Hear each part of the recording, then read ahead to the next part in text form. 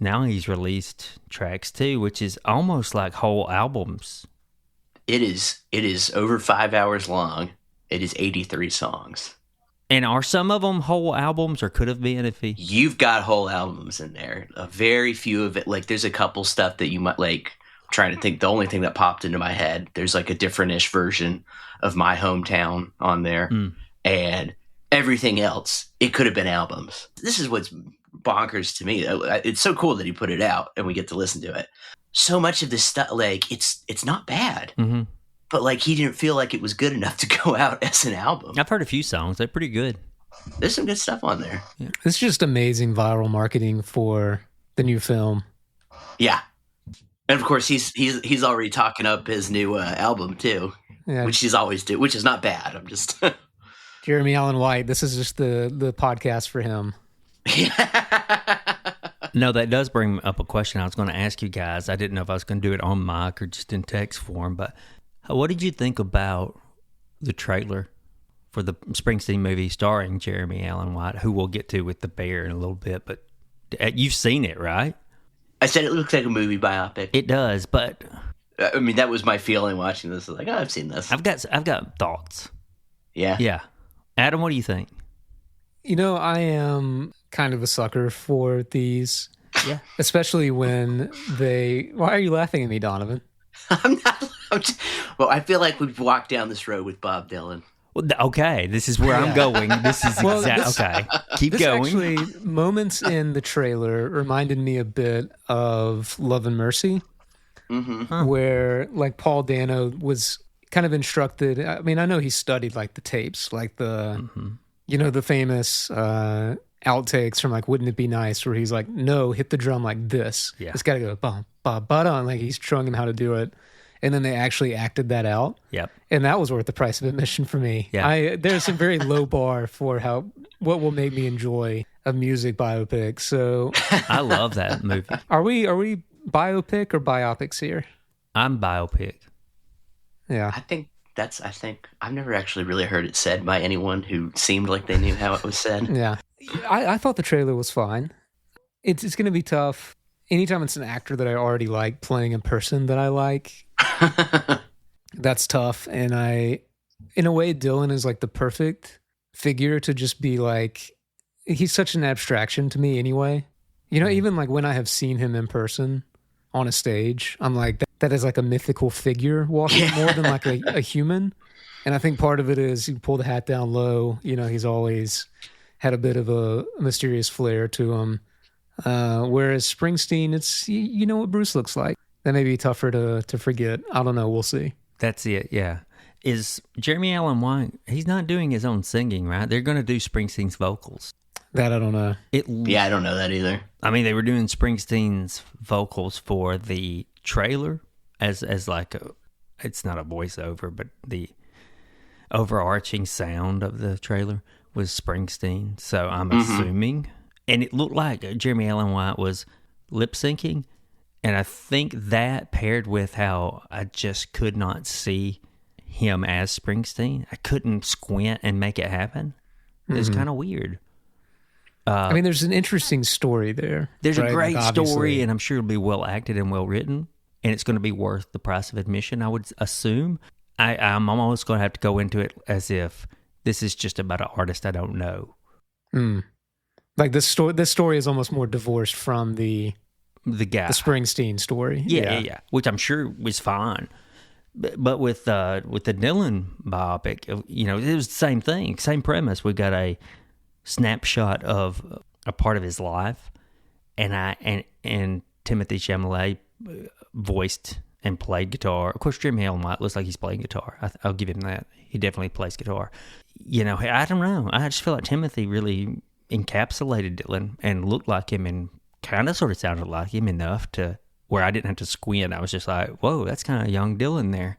It is funny that Jeremy Allen White is playing him because he's already kind of, he's done a few Heartland style things. You know, like The Bear is like a very Midwestern show. Yeah. He did remind me the wrestling movie title. Is it The Iron Claw? Yes. Another very like Heartland kind of Texas, right? Yeah.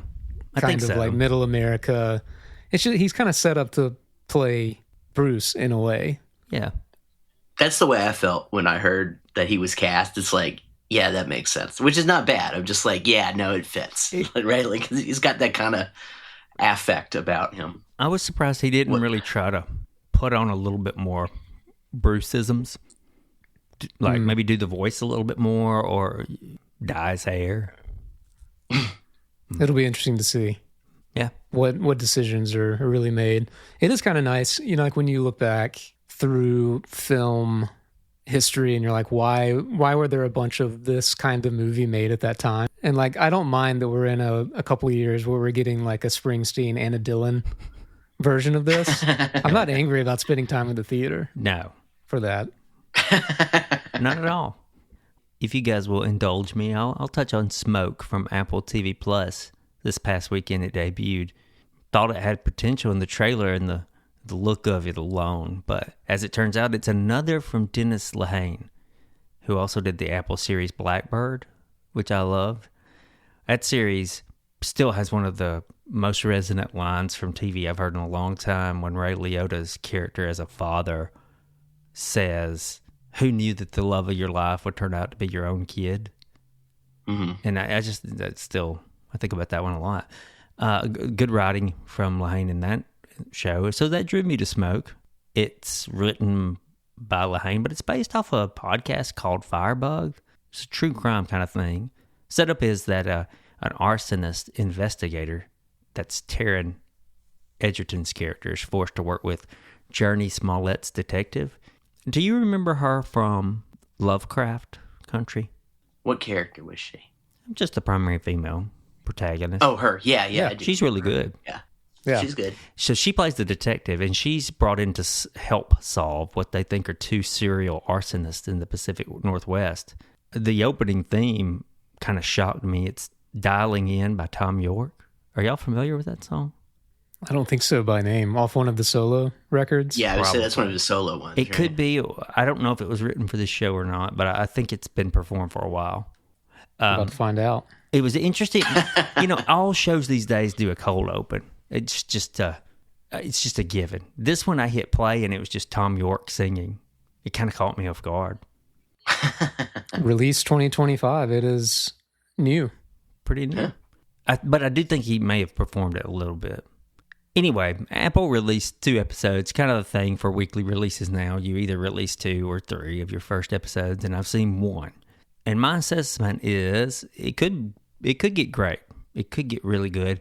First episode, there are threads that the show keeps at arm's length from you, or it's going to dole out in bits. Perfectly fine. It's expected in a crime thriller or a true crime. As we get to know characters as well, it's kind of expected. But there's just one telling scene in the opening episode where Journey Smollett's detective, Michelle Calderon, I think her name is, she takes a lot of shit from a firefighter she's questioning, where he's both racist and sexist. And it was like, okay, well, maybe this series won't look away from how people really are as they mold some true crime into a fictional TV show. And Taron Egerton's, he's a good actor, by the way. He was no perfect in Blackbird. Here he's the arson investigator. He used to be a firefighter. He's the arson investigator, and he's forced to work with her, this detective from the city. He doesn't really want to, but he's not being a dick about it at all. So he's kind of sort of in between, I don't really need your help, but, I will be nice to you. I'm just kind of interested in what... He seems like a nice guy, so surely there's a secret there. Anyway, could be good. It's pretty good. I don't love everything being like dumped at once. I do actually kind of like the logic of you put out the first 2. Yeah. Or whatever, because it's really hard to just review one, and I feel like all you can really do is with the first episode is kind of what you just did, where you're like, here's the potential. Yeah. But you can't predict it. It's really you really have to get almost like halfway in to really feel confident. It looks really good. It's they have to do a lot of sets with fire. Of course. And it looks really good. There's kind of a comedic thing going on with Taron Egerton's character where he kind of sort of wants to be a writer, and he's trying to phrase things writerly, and he's He's not a writer. He's not good at it. Not yet. That's funny. We'll stick with non-spoilers here, since I'm the only one, I think, to have seen Stick, its recent episode. Episode 6 is RV Shangri-La. I think it may warrant a short discussion next week if we catch up with 6 and 7. But all I'll add is that this 6th episode, it sort of addressed issues and ideas we were about last week. You know, if there's a reality where they heard our podcast and then made this episode, you'd be like, okay. Finally. Yeah. I'm going to be fascinated to hear what you guys think, because everything we said last week, it was like, oh, there it is. There it is. Okay. I mean, we've essentially now petitioned television 247 times with this podcast, and they finally listen. Oh, wait, we are on episode 247. Whoa. I was wondering where you got that number. And you like how I pulled that? Yeah, well, I number every... It's the upper left of the screen. Yes, it is. Damn it, Donovan. I kind of wanted to... I'm coming in a little hot. I just caught up with where we were supposed to be for the bear. And as I finished that episode, I thought, man, I could use a stick chaser right now. Yeah.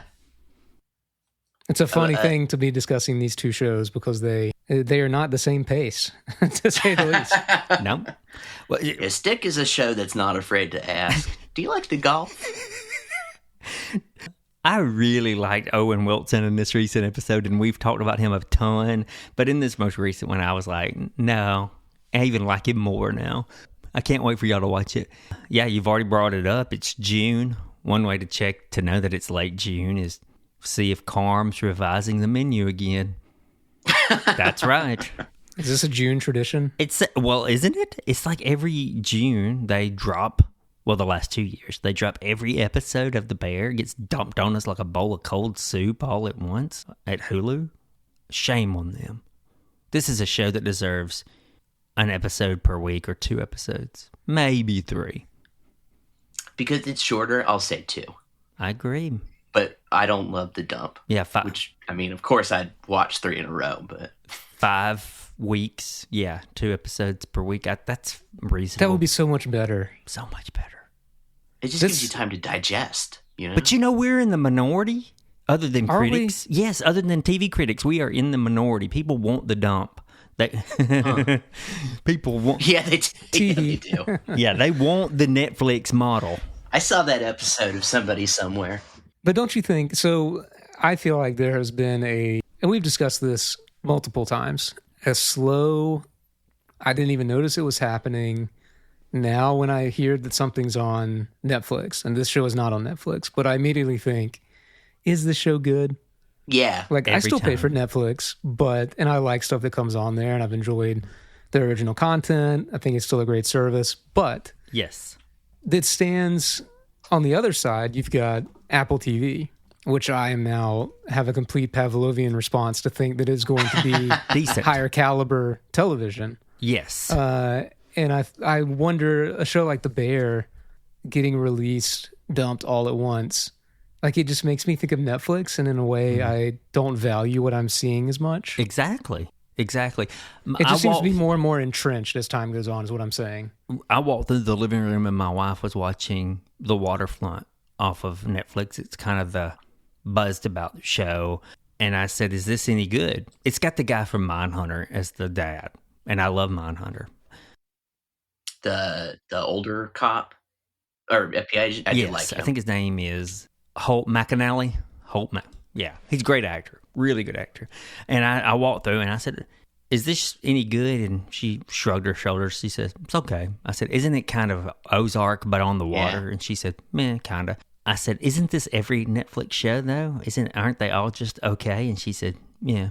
She watches almost every Netflix buzzed about show. And as I walked through the living room or bedroom where she's taking it in, folding clothes or whatever, I'll think, but it can't be that good, right? This is not an original thought to me, but I think we talked about it earlier. There's from last year, a good New York Times piece about meh TV. Like, is it good? Is it bad? It's meh. Yeah. And then, of course, something I do really agree, coincident with this is, this is so many of this stuff is like made to be like half paid attention to. Sadly. You know, it doesn't reward engagement. In fact, if you're engaged with it, you'll probably be annoyed because it's like, why are they explaining what they're doing again? Well, and the funny thing is, this is coming off the heels of Donovan and I dissecting Department Q, and we loved it. Occasionally, they'll throw a fastball. Adolescence is phenomenal. And neither of the another one, Department Q, could have benefited from not the dump. It plays like a show that asks you to like actually care about it when you like have different characters and have to remember who they are in relation to each other. Instead of someone walking in and like, "Hi, I remember him, the man who pushed his wife down the stairs," you know? Yeah. As you heard, my favorite, as you probably already know, the defendant pushed his wife down the stairs. When Netflix first started doing this, or when they first went streaming, I remember asking so many people, why don't they do a recap? Why? I didn't, it's been 2 days since I've watched the show. I can't remember. I actually worked with, I believe her dissertation is published now, but when I was at UConn, one of the communication grad students was studying binging and people's relationships which was, it was a fun project to work on because, there's not like a definition of like a binge watch, so you kind of have to come up with all that yourself. But just literally studying the differences in people between a binge watch and then like you sit down and watch one episode of something, and there's a difference, So she was finding research, and that was 6 years ago. Delaying gratification is the big thing. It's just well, if you want, I don't know what the research says. That's kind of my thought is like maybe getting everything you want all the time isn't actually good for you. That's what we live in. Do you guys have some non-spoiler thoughts on The Bear before we take a break for spoilers? This show dares to ask the question, do you like to yell? I thought you were going to say, are you hungry? Yeah. See, it's funny that you bring that up because there is a scene where they're like discussing a dish and the Carm tastes it and he says it's perfect. And I'm like, I need a little something on the screen. Just tell me what the hell that is. Oh, it was a scallop. Shame on me. I wasn't paying attention. The only reason I know that's the title of the episode. Oh, okay. I was like, I don't know what I'm looking at here. I think the big non-spoiler question has to be, do we need this show again? That's a good question, but I think we do this time because it left us hanging with so many questions last time. I think the question might be, is it better than last season? Because last season people had problems with it, including Adam. I think Donovan and I liked it a little better than Adam. And then, I think so. Yeah. And Donovan and I thought that there were a few standout episodes, and Adam, especially the mom episode where she was in the delivery room with Sugar. Yep. From season 3. Adam didn't like that one. That was a very good one. Yeah, Donovan and I thought it was fantastic. But Adam, you tell me, is this season so far going to be better maybe? I think shows that burn really bright also can burn out really fast. Mm-hmm. Yes. I don't, and things that put there's such an immediacy to all of their goals and to all of the things driving the plot. It's always like attempting not to drown, not just like, how can I make my life better? It's like, this is like make or break kind of stuff. Mm-hmm. And I think that's exhausting as a viewer. Maybe this show, in a way, kind of came in the wake of the pandemic and was like it really does. I don't know how to describe that time. It's not like it was like we're watching it in 2020, but it still occupies this space where life wasn't totally normal again, and shows held this great importance, and like it still insists upon itself in that way. And I was curious going into this season, am I going to, I honestly sat down and pulled the first episode up and we looked at it and we said, I don't know if I have the stomach to be that stressed right now. And we ended up watching something else. Obviously, we got around to it, but there's like a bit of I'm going to like this, I think. I've loved the other seasons, even though I had problems with the last one, apparently. You guys are reminding me. But there's still the moment of like, do I want to do this again? It's like setting out the door for a run. You don't always want to do it. You know what I mean? Oh, boy, do I. Good setup for our spoiler section to come. What we'll do is we'll take a 30-second break. Might remind you something on the website. and we'll talk spoilers only about the bear this week, the first 3 episodes. I think we all know now, no social media algorithm displays everything you follow. And isn't that the reason you followed your friends or companies or whatever in the first place? To see what they're posting, to see what they're doing? In the decline of reasonable discussion, you know it's time to stop the scrolling, or at least rely on it a lot less. That's where the Alabama Takes newsletter can help.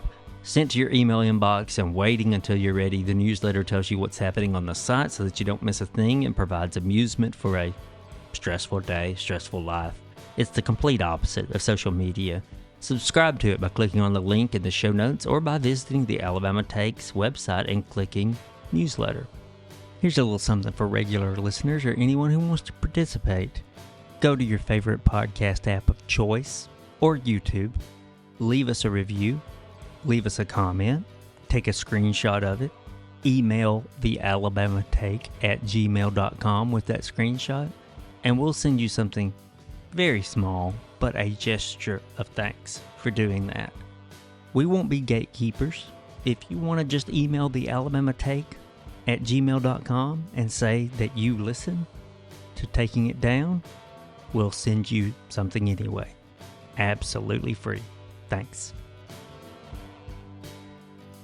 Yeah, we got the bear returning for 4th season, where its previous season felt like it may be setting up a final season, or at least one to resolve some issues. First episode. We'll probably go mostly in order, I think. But we're only talking about the first 3 episodes of season 4. That first episode really revolved around the review, which was not great, but it was not bad. It certainly wasn't what Carm and a lot of the others wanted. Everyone's angry, hurt, afraid, or just trying to help those who are more so than they are. Adam and Donovan, I have a question for you. Have you ever had a bad review? Especially if it's something that you've put your heart into. If I could remember the name of the reviewer in Arrested Development that gives Tobias his bad review, I didn't get into this job to please sophomore, whatever her name Stacey is. something. That would be my answer. Yeah. Adam, this might be more of a question for you. You are a artist, musician, and artist in other ways too. But Yeah, I mean, you have to. I think sometimes when people complain about bad things being said about them, you kind of have to remind them, well, at least you were worth complaining about. You know what I mean? So I have not been a part of many things that were poorly reviewed. good. But I mean, hope. it feels, or if somebody I remember one person talking about a Del Rey song and saying, oh, it's just too repetitive. And it's like, well, that was the point. Like, you just didn't get the, so there have been times where, but never with the stakes that are presented here, Right. of course. Right. I guess outside of the realm of art, I've experienced poor reviews. Like sometimes when I come home from work, I can tell my cats are very disappointed in me. I thought you were going to say your job performance is just horrible. They tell you every quarter, look, you've got to pick it up or fire. Like my approach to my job is the same as my approach to school. C's get degrees. The episode 1 also reminds us of so much grief it hovers over the proceedings. Sydney asks Harm if he likes dysfunction. And that's all he's seen growing up. He says no. Mm-hmm. He says no, but I think that a lot of us, while we know we obviously don't like stress and we don't like chaos, it's deeply ingrained in us, and change is scarier than the chaos. That's what I thought was the best element of this first episode. Mm-hmm. And at first I was like, okay, there's a little too much yelling here. I feel like I see what you're doing. But then I realized that the chaos and the confusion, it's a reminder that so many of us are in situations where we're like, I hate feeling like this. Why am I doing this? But to take that step back and be like, the stuff that I assumed is normal, that are just my ingrained responses to things, that might be the issue. And I thought there was a good start at like Carm, what are your ingrained responses to maybe looking at that? Because Sid is right. She is right. He is creating situations that are chaotic because that's what he's grew up in. Mm-hmm. That's what his work has been. He doesn't know how to approach work without feeling stressed out about it. Yeah. And he hasn't been back to Al-Anon since what, season 1? Yep. He hasn't done anything to try to change or fix or better his own internal issues.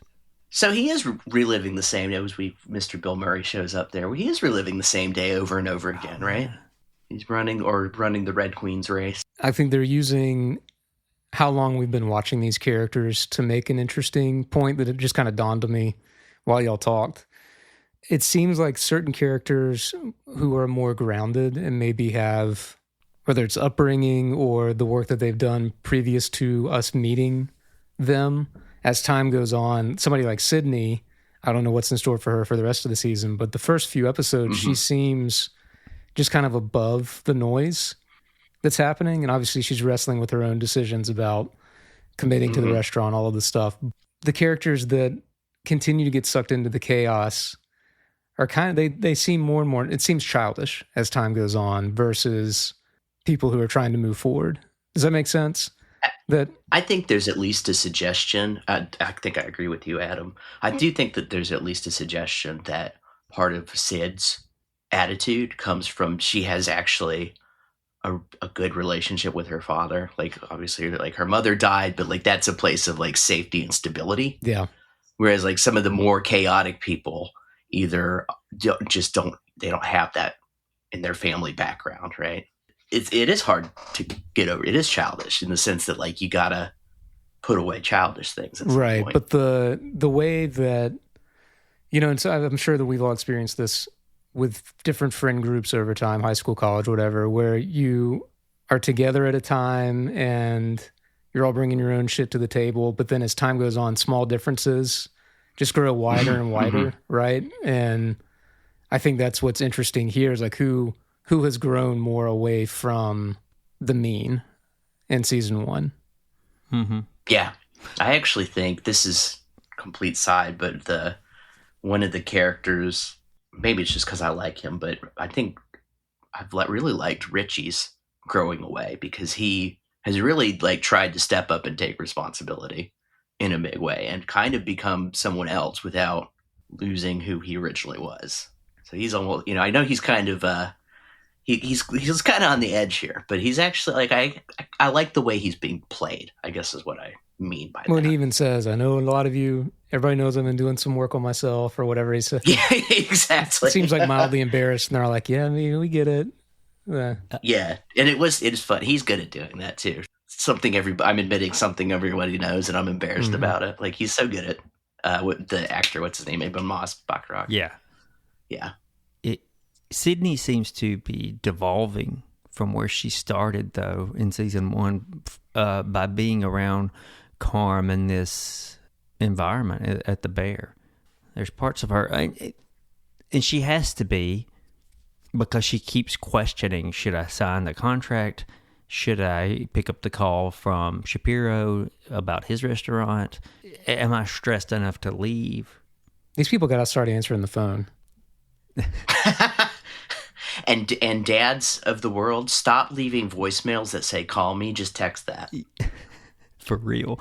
One of the best ways to set up some conflict for viewers is to put your characters on a clock, and I'll be damned if the first episode doesn't just literally bring in a clock. This was almost like the Bear paint by numbers.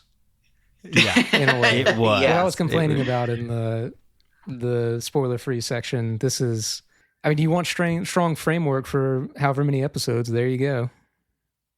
I think that Adam had a good point with what you were talking about in the non-spoiler, whereas all of the action in the Bear pretty much is mostly reaction.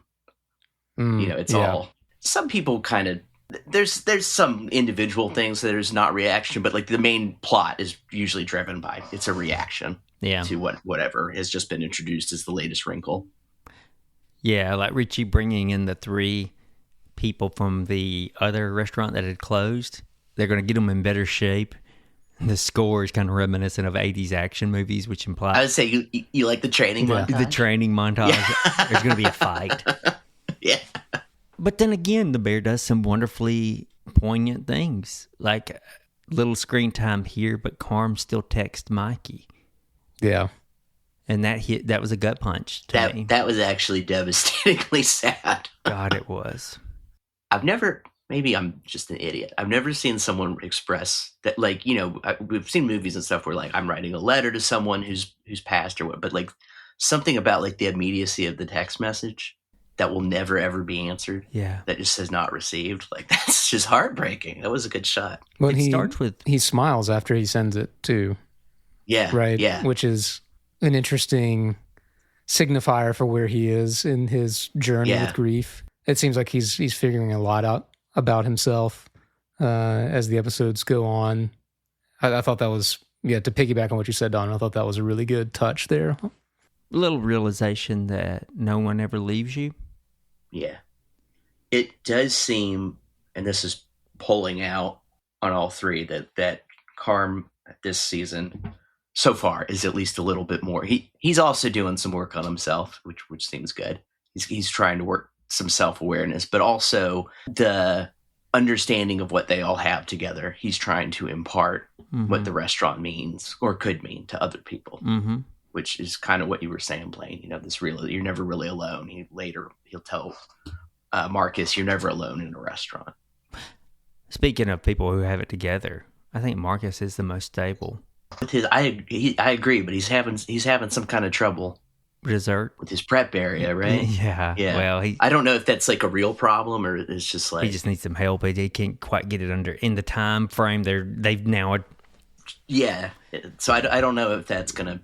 Because other than that, I agree. He's probably the most. Cindy's pretty stable, but but I do think she's devolving. I think she's starting to lose a little of her stability. Well, she's so close to Carmen's. Yeah, she is.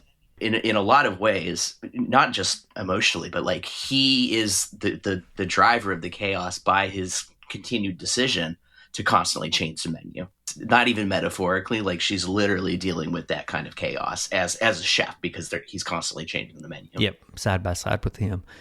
I just have so many questions about that constantly changing menu and like how this restaurant is operating to begin with.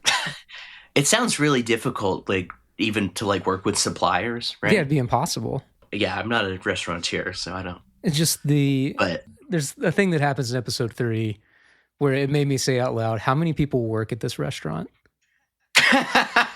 So there's that, and there's the constantly changing menu. And if the financier came in and put a clock down and said, you're closing if you don't figure this stuff out in time, why does everyone not just look at Carm and go, okay, fun's over. Right? We have 5 things on the menu that we do exceedingly well. Yep. Let's just do them every day for a week. I mean, everybody knows right now the only thing that's doing well, so sandwiches. Any thoughts, before we move into episode 2 a little more deeply, any thoughts on opening with Mikey and Carm as Carm makes the sauce there at home? I wondered when it opened, like how this is like maybe a callous thing to say, how much they can keep going back to that. I wondered that too. No, I kind of had the same reaction. Yeah. And I was trying to figure out what is it you're trying to present to me with this interaction that I don't already know. Say you were cast as like the dead older brother. You know, you would think like I'm probably in a few flashback scenes. He's very much a part of this show. You know, when you really think about how much screen time has happened in the before times, air quotes around that. But even though I questioned it, it's still a clever way to, you know, you're living an interior life with all of them. And especially Carmen Ritchie, these are like shared foundational experiences that you're kind of zooming in and out of. Mm-hmm. And you get a little more context every time.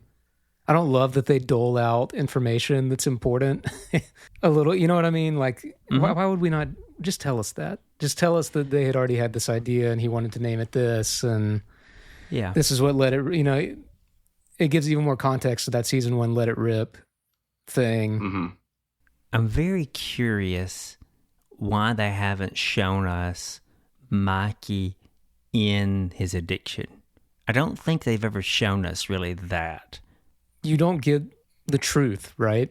Are we supposed to, like, you're always in getting someone's Carm's memories. point of view. Yeah. Yeah, but he never seems like he's nearing a bottom. Yeah. Or a death.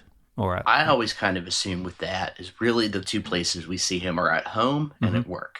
Mm-hmm. And at work, he can be one person, and at home, he can be another. And to me, it's knowing what we know from the beginning. It's really clear that there's an abyss that he's covering up, right?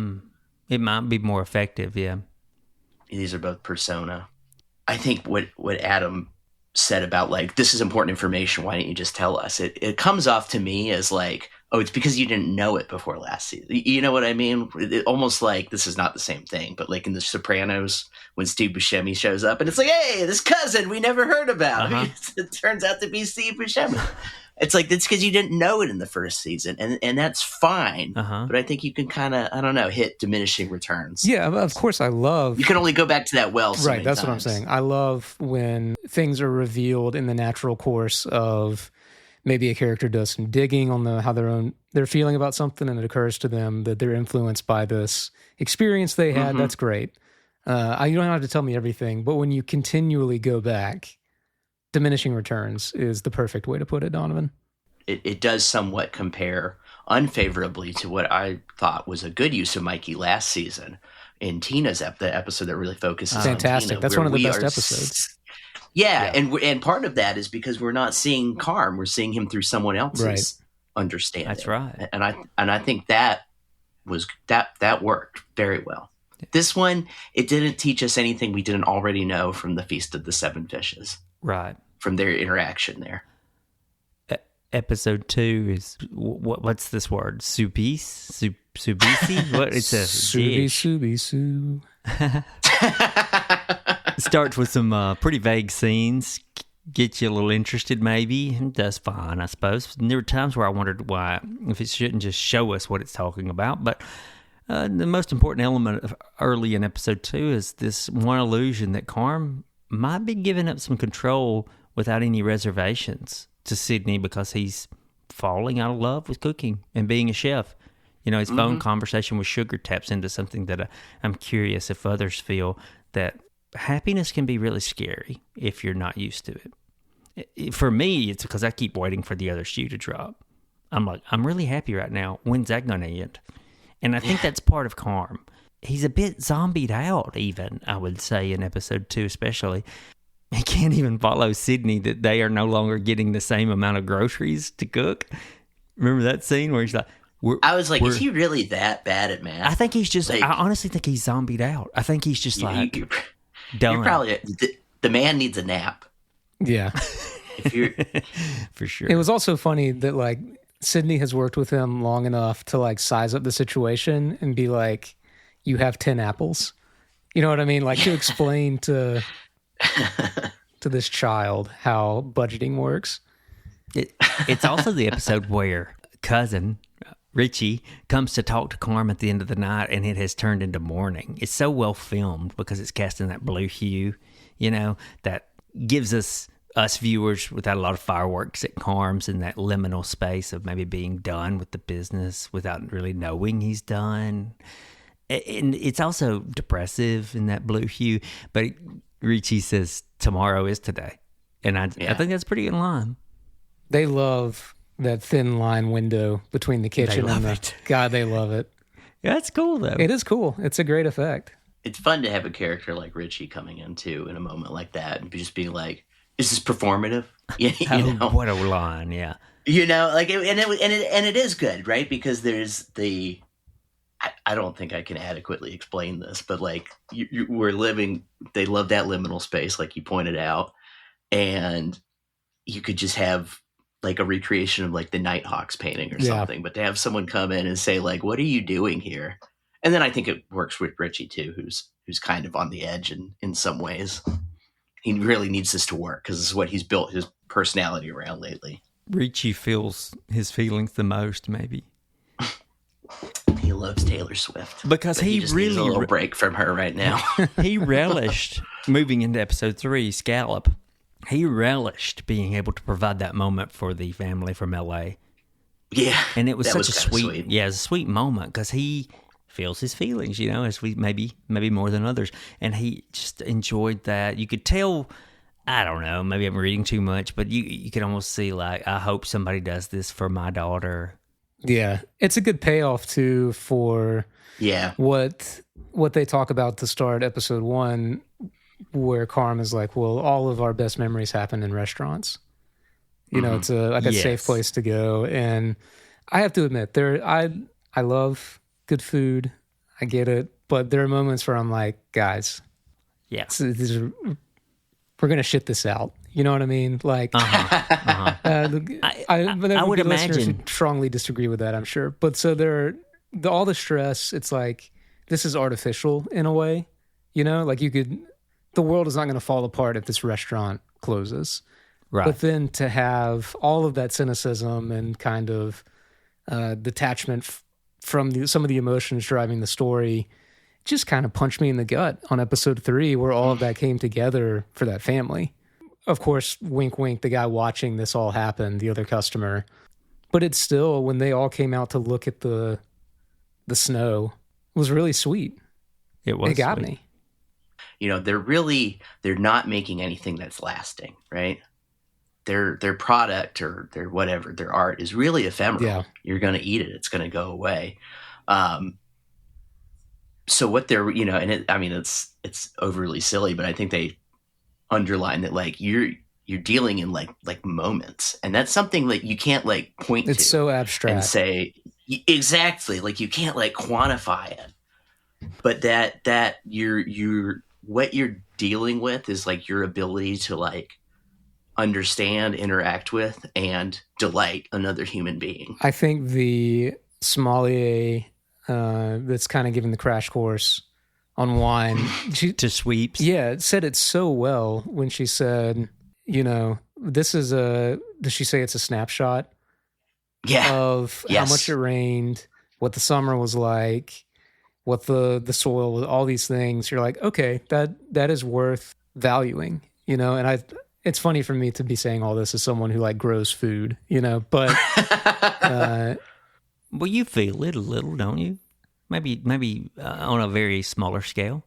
It's like a class thing with food like this, right? And that like who is this really for? And it is for special occasions. It's, you don't eat there 3 times a week. Are you kidding me? I go to that beef window 3 times a week. Now that's what's so funny, and I think maybe what grounds the vision is that they are shown to still understand the value of like a working class lunch, and like this thing making people feel good, keeping things afloat, right? And it's keeping it afloat. It's not denigrated in any way, and in fact, it's celebrated. Right. So I bet a lot of restaurateurs, Michelin star people, or even people who open restaurants just in general in your local community do probably think that the memories made there are that important.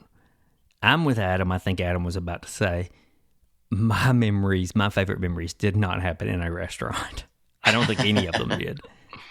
To me, the ones that did, I think of a place like, this is very Tuscaloosa-centric, but like going to like O'Hooligans, you know what I mean? And like how many meals I sat in there, with like it becomes important, but there was no single event, Yeah.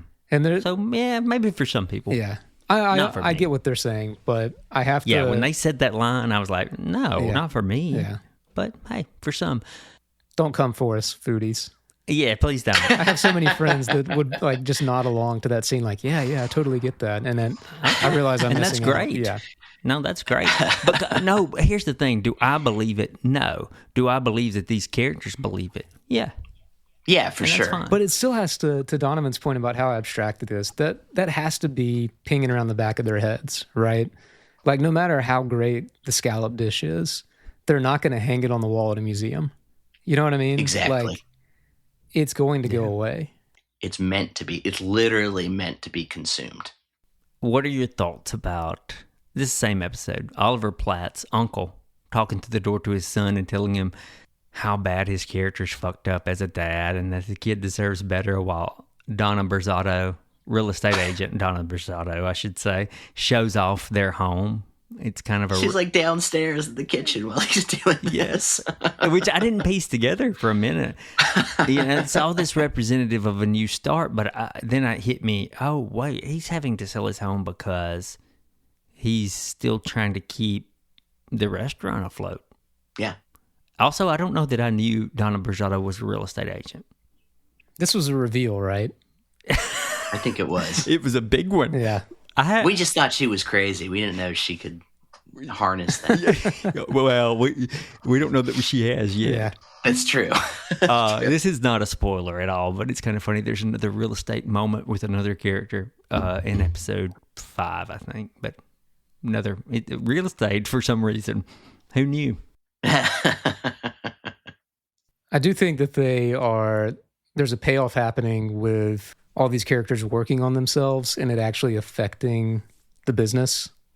The work they do. Mm-hmm. Yeah. And the fact that if you are Carm and you start pulling on a string and it leads you to realize that this thing you've devoted yourself to, maybe you've moved beyond in a way. Mm-hmm.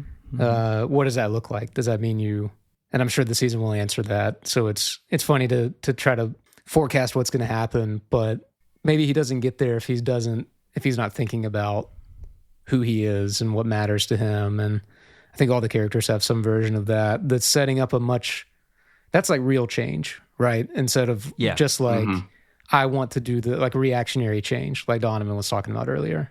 Wondering if they're steering into that too, just with like him going to talk with Claire. And I do think they did a good job of like, often the reason I hurt you is that I feel bad.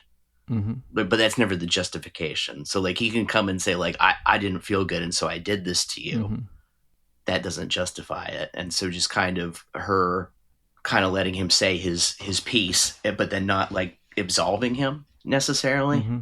Was I feel like the thread there was like, if I feel bad, I do things that without meaning to harm others. Yeah, that hurt you. If I'm in this chaos and dysfunction, which is, he was literally in the middle of it when he's locked in the and that's a real freezer. thing. And that's where all that came from. That's a real thing. I think one of the questions this season should answer, and hopefully will, is Carm relinquishing some control because he's given up, or because he's improving himself, or both? Yeah.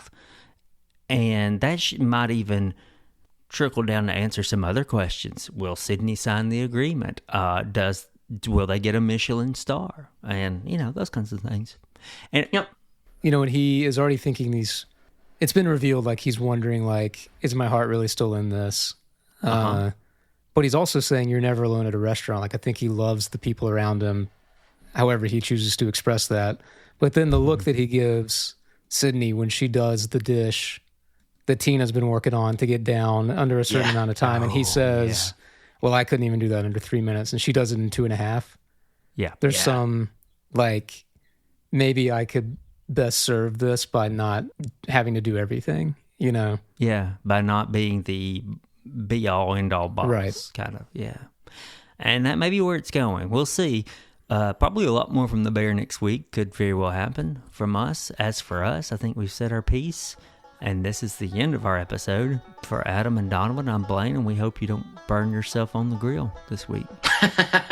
Take care, folks.